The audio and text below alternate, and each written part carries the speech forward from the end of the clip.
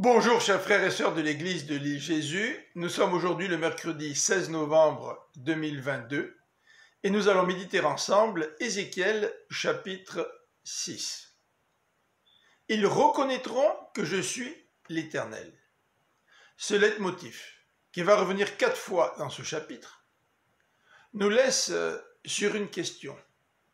Comment les êtres humains peuvent-ils reconnaître que Dieu est l'Éternel?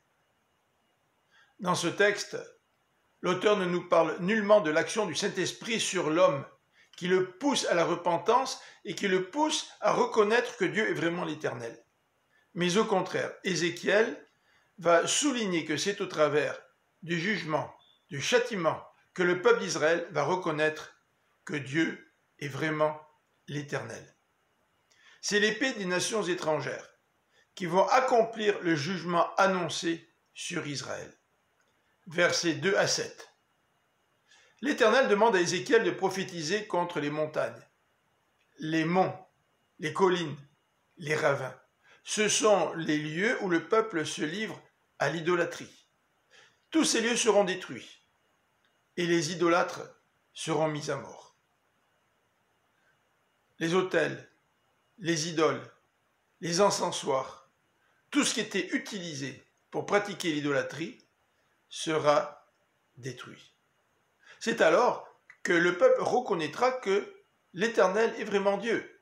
C'est la première fois au verset 7 que l'expression apparaît. Vous reconnaîtrez que je suis l'Éternel. Dans les versets 8 à 10, les survivants seront amenés en exil et ils vont se prendre en dégoût en comprenant le mal qu'ils ont commis au travers de l'idolâtrie.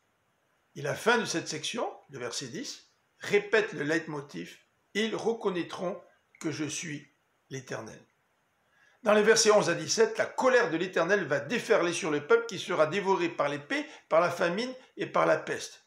Et là encore, à la fin du verset 13, nous retrouvons ce refrain « Et vous reconnaîtrez que je suis l'Éternel ».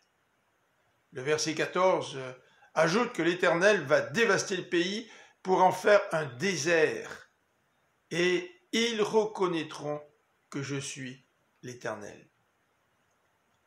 Parfois, ce sont les malheurs, les épreuves, la guerre qui peuvent aider les gens à prendre conscience qu'ils sont d'idolâtres. En tout cas, au retour de Jésus-Christ, au jugement dernier, tous les hommes vont reconnaître que l'Éternel est vraiment le seul Dieu.